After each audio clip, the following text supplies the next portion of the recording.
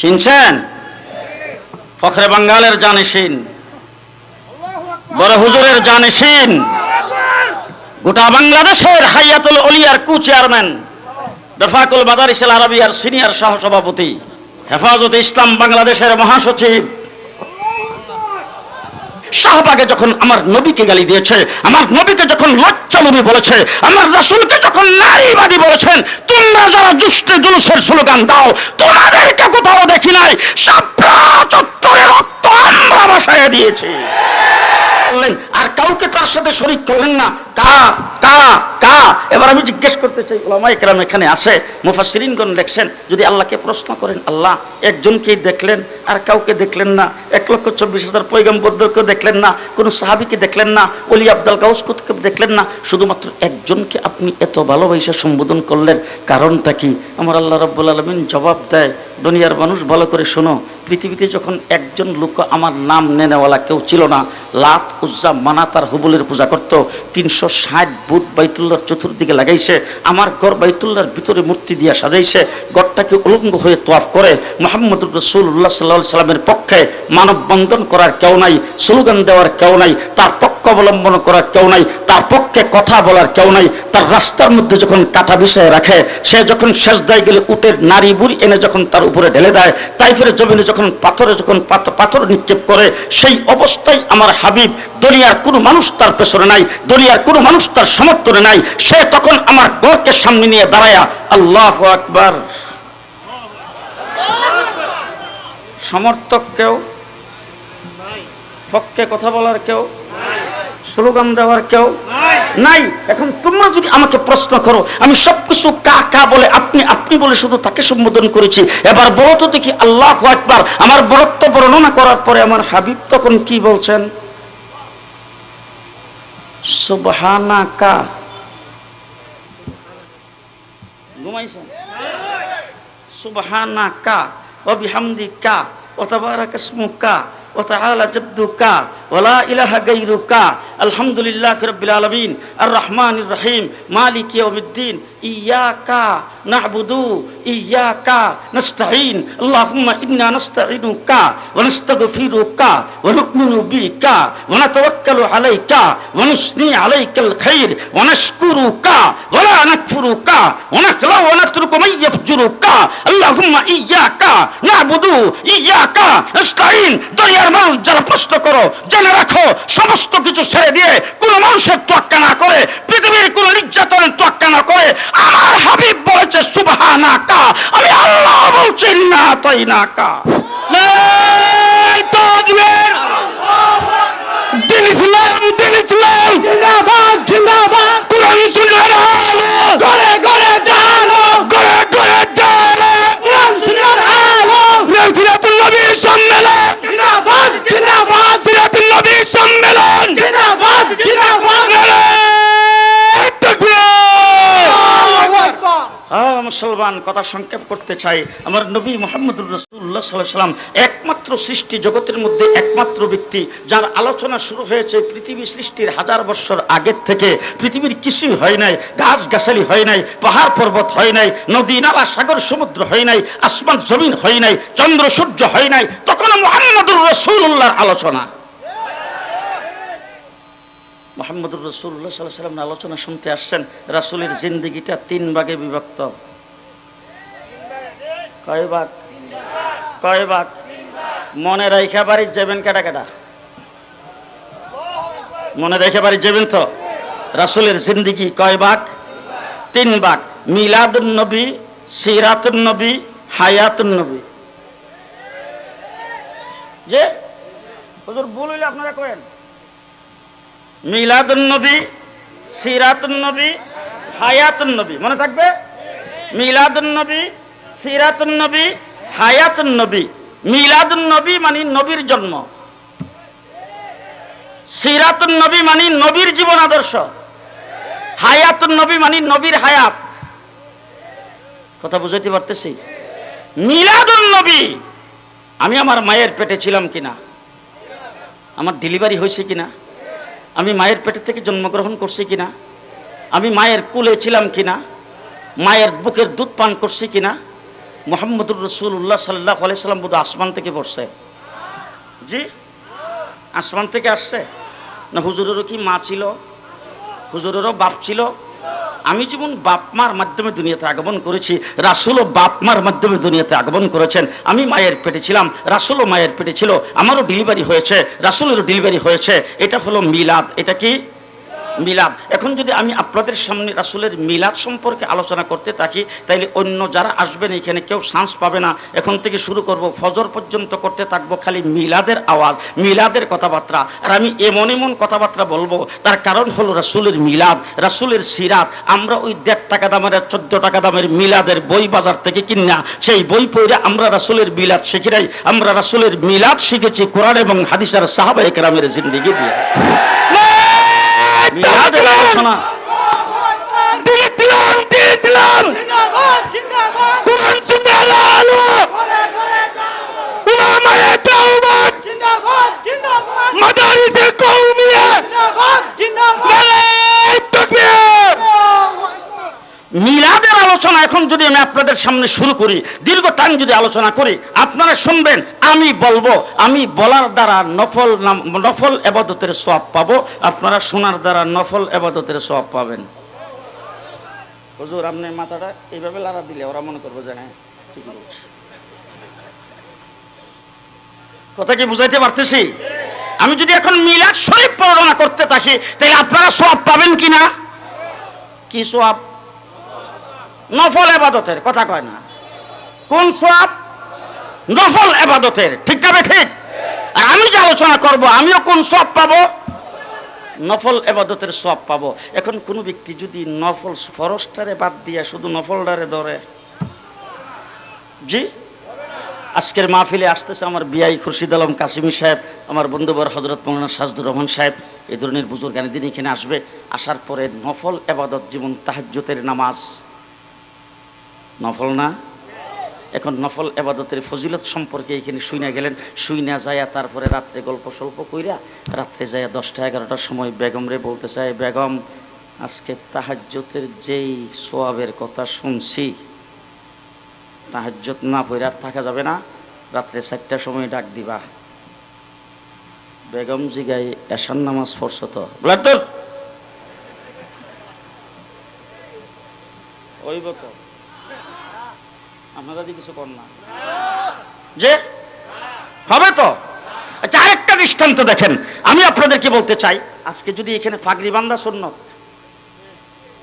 ফাগরি বান্ধা সুন্নত, এখন ফাগরি বান্ধা সুন্নত, ফাগরির ফজিলত সম্পর্কে কোনো এক হুজুর বয়ান করলেন, মনের ভিতরে খুব লাগছে যে ফাগরির এত বড় সুন্নত আর এত বড় ফজিলতের ওয়াজ শুনলাম, ফাগরি ছাড়া আর নামাজ পড়া যাবে না। এখন মসজিদে গেছে, ফাগরি নিতে মনে নাই, যাইয়া কাতারে দাঁড়াইছে, দেখে কয়েকজন লোকের মাথায় ফাগরি বান্ধা, দিক কেমন হয়েছে। সিরাত মাহফিলে গেছিলাম, ওলামায়ে কেরাম এখানে এসে ফাগরির ফজিলত সম্পর্কে বয়ান করছিল, তখনই নিয়ত করছিলাম ফাগরি ছাড়া নামাজ পড়ব না। সর্বনাশ হয়েছে রে, ফাগরি তো আনলাম না, কামটা কি করলাম।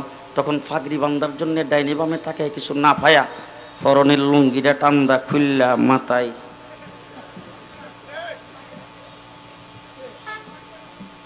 ওইব তো। কেন? ফাগরি বান্দা সুন্নত, নিশিদা যে খুললেন তর কইল কি যে সওয়াব কয়টা? হ্যাঁ, আপনাদের নাসিরনগরের মানুষ খুব চালাক। বাজারে গেছে, মা অসুস্থ, বাজারে গেছে কমলা কিনতে, তো যাইয়া কমলার দোকানে দাঁড়িয়ে রয়েছে। সকালবেলা কমলার দোকান এখনো খুলে নাই, তখন এক বেচারা এসে দোকান খুলছে, খুললা যখন খালি কমলা বের করছে, ওই বেচারা যায় দেখে, মা আরে আমার মা খুব অসুস্থ, মা কমলা খাইতে কইছে, মা তো অনেক দিন যাবত কিছু খায় না, এই জন্য আমি ফজরের পরে এসে তোমার কমলার দোকানের সামনে দাঁড়িয়ে রয়েছি, আমার মাত্র একটা কমলা হইলেই চলবে। দোকানদার ওইটাকে, দেখো তুমি আমার বনির কাস্টমার, খামা খাস এই ধরনের কথাবার্তা বলতেছো, আজকে আমার যাত্রাটাই খারাপ, কমলা এক হালির কমে বিক্রি হয় না, ওইটাকে আমার একটার দরকার। বলে একটার দরকার হলে কি একটা করে তুমি বিক্রি করতে পারবো না, কমলা নিবা এক হালি নিতেইব। তখন হে নাসিরনগরের খুব চালাক, দোকানদারকে জিজ্ঞেস করতে চাইছে, একটা কমলার দাম কত? বলে দেখো তুমি আমার বনির কাস্টমার, বনি বুঝেন তো, সাইতের কাস্টমার, সুতরাং তোমাকে আমি যদি ফিরে দেই তাহলে সারাদিন আমার যাত্রা খারাপ। এই জন্যে 50 টাকার কমে এক খালি কমলা বিক্রি হয় না। তুমি যদি নিতে চাও বনির কাস্টমার হিসাবে 40 টাকা রাখবো, এই ফিক্সড রেট, এক দাম এক দর, কোনো মোলামুলি নেই। এ শালাকে 30 টাকা দিব। দোকানদারকে দেখো আমি আগেই বলছি আমার যাত্রা খারাপ, সুতরাং তুমি মোলামুলি করো না, 40 টাকা লাগবে। যদি 40 টাকা নেও তাহলে আমার কাছ থেকে নিতে পারবা। তবে তুমি যেহেতু বনির কাস্টমার, 40 টাকা দিয়ে এক খালি কমলা কিনলে আমি তোমার একটা সম্মান করব, একটা কমলা দিয়ে দিমু ফ্রি। যেই কইছে নাসিরনগরের লোক চালাক তো, হে ডাক দিয়া কো আমার তো একটারই দরকার আছে, ফ্রি যেটা দিবা সেটা দিয়ে লাও।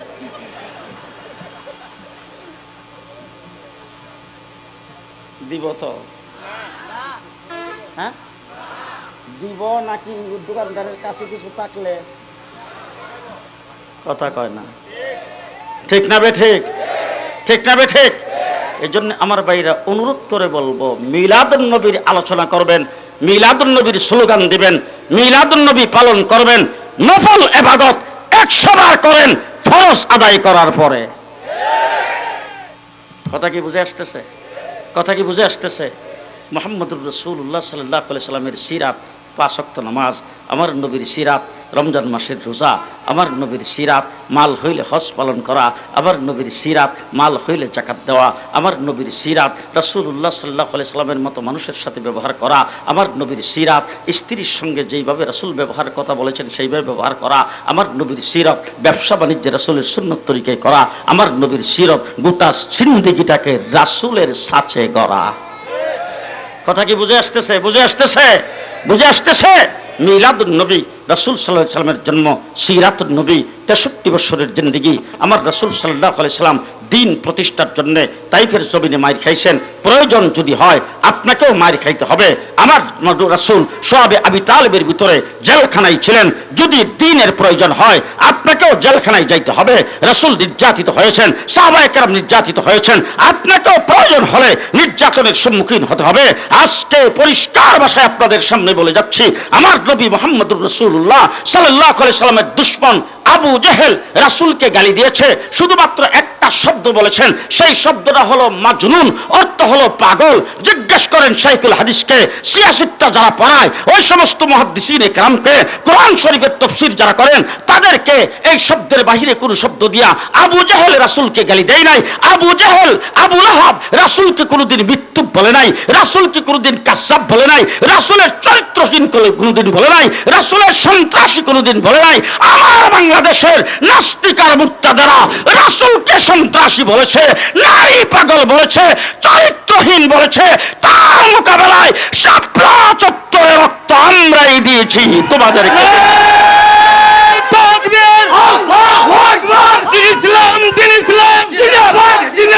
বিশ্বনবীর শত্রুরা হুঁশিয়ার সাবধান, বিশ্বনবীর শত্রুরা হুঁশিয়ার সাবধান, হুঁশিয়ার সাবধান, বিশ্বনবীর শত্রুরা দিয়েছে তো রক্ত, দিব রক্ত, রক্তের বন্যায় হয়ে যাবে অন্যায়।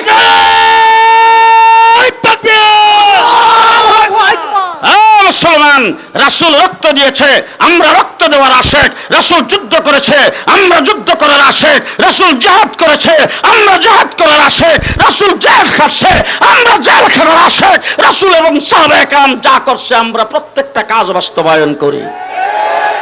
আমার রাসূল সাল্লাল্লাহু আলাইহি সাল্লামকে বলা হয়েছে, হুজুর আকরাম সাল্লাল্লাহু আলাইহি সাল্লামকে বলা হয়েছে, সুন্দরী নারী দেখে বিয়ে করে দিমু, বিশাল বড় অট্টালিকা বানায় দিমু, রাজত্বের মালিক তোমাকে বানায় দিমু। রাসূল সাল্লাল্লাহু আলাইহি সাল্লামের চাচার কাছে বলছেন, রাসূলের চাচা যায় রাসূলকে এই কথা বলার পরে আল্লাহর রাসূল বলছেন, এক হাতে সূর্য আর এক হাতে চন্দ্র, দুইটা সম্ভব না, এই দুইটাও যদি আমার হাতে দেওয়া হয় এক চুল পরিমাণ।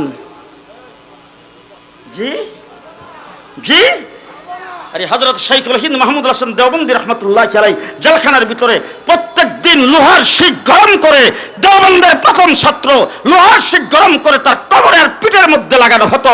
তার কোমরের পিঠের মধ্যে লোহার শিকের গরমে চামড়াগুলি খসে খসে পড়ে, নিচের আগুনটা লোহার আগুনটা নিভে যেত। এইভাবে নির্যাতন করেছে। শাইখুল হিন্দ বলছে তোদের নির্যাতনে মৃত্যু হতে পারে, আল্লাহর নবীর দিন থেকে বিস্ফা হওয়া যাবে না। তার নাম আশেকে রাসূল। তার নাম কি?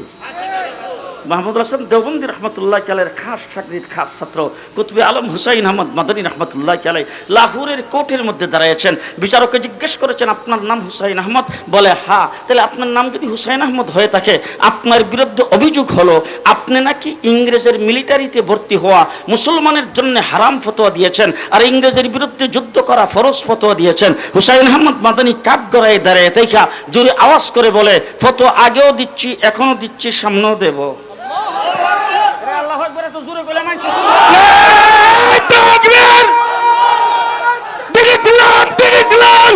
মুসলমান উলামায়ে দেওবন্দ জিন্দাবাদ, জিন্দাবাদ, উলামায়ে দেওবন্দ জিন্দাবাদ, জিন্দাবাদ, নারায়ে তাকবীর, আল্লাহু আকবার। শুনে রাখেন মাওলানা মাজহারুল হক মাজহারিকে, শুনে রাখেন উলামায়ে দেওবন্দকে, শুনে রাখেন নুরানি বক্তব্যওয়ালাকে, শুনে রাখেন গাট্টিওয়ালার দলকে। তারা কাদের আওলাদ? হুসাইন আহমদ মাদানী তখন সেখানে দাঁড়ায় যখন এই কথা বলছেন, বলার সাথে সাথে হযরত মাওলানা মুহাম্মদ আলী জওহর তার পাশে খাড়া ছিল, লাফ দিয়া পায়ে পড়ে গেছে। পরে বলছেন হযরত ये আদালত है, তোরা নরমি সে বাত করে, তোরা মুসলমান পর তোরা রহম করে। হুজুর এটা আদালত, এখানে একটু নরম হয়ে কথা বলেন। আপনি যদি এরকম শক্ত কথা বলেন মুসলমানদের উপর নির্যাতন হবে, মুসলমানদের উপর একটু রহম করেন। হযরত হুসাইন আহমদ মাদানী রহমতুল্লাহ আলাইহি ধাক্কা দিয়া মুহাম্মদ আলী জওহরকে সরাইয়া দিয়েছেন আর বলছেন, এই মুহাম্মদ আলী শুনে রাখো, আজকে যদি কাঠ গড়ায় দাঁড়ায় আমি ফতোয়াকে পরিবর্তন করি, আল্লাহর নবীর দান দান শহীদ করা দ্বীনের পরিবর্তন হবে, সেটা আমি হুসাইন আহমদ মাদানীর দ্বারা হবে না। নারায়ে তাকবীর, আল্লাহু আকবার। দিন ইসলাম, দিন ইসলাম জিন্দাবাদ, জিন্দাবাদ। আল্লামা শেখ সাজিদুর রহমান সাহেবের আগমন, শুভেচ্ছা স্বাগতম। মহাসচিবের আগমন, শুভেচ্ছা স্বাগতম। এই মোটারি পক্ষ থেকে লাল গোলাপ শুভেচ্ছা, আউটলেটের পক্ষ থেকে লাল গোলাপ শুভেচ্ছা, নাসিরনগরের পক্ষ থেকে লাল গোলাপ শুভেচ্ছা। নারায়ে তাকবীর।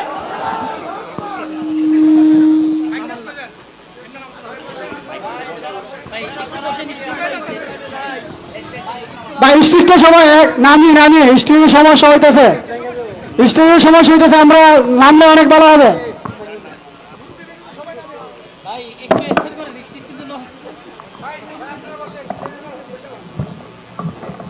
বস বস বস বস। চিনছেন?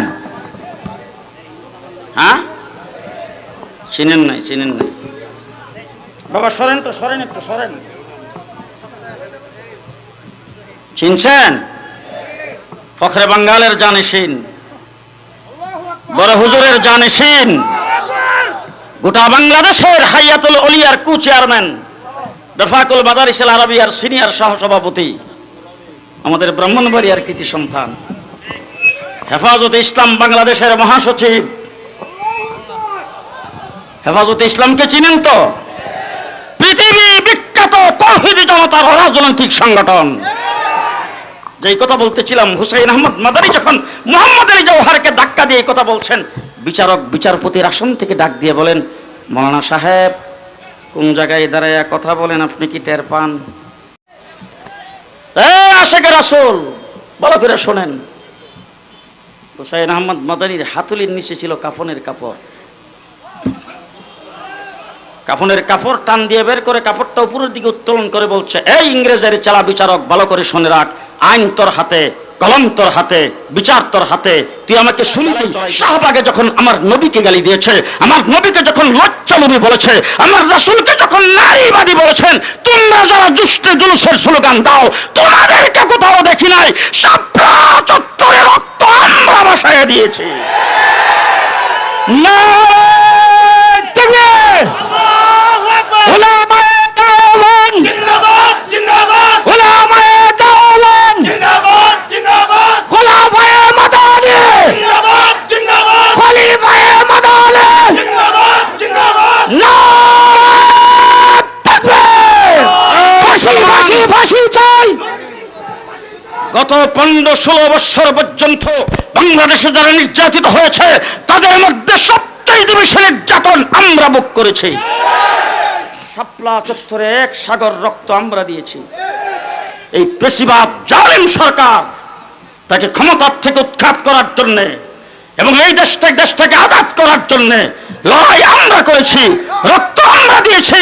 ব্রাহ্মণবাড়িয়াতে 15 জন 2021 সালে রক্ত দিয়েছেন, 2001 সালে 6 জন রক্ত দিয়েছেন, 16 সালে 1 জন রক্ত দিয়েছেন।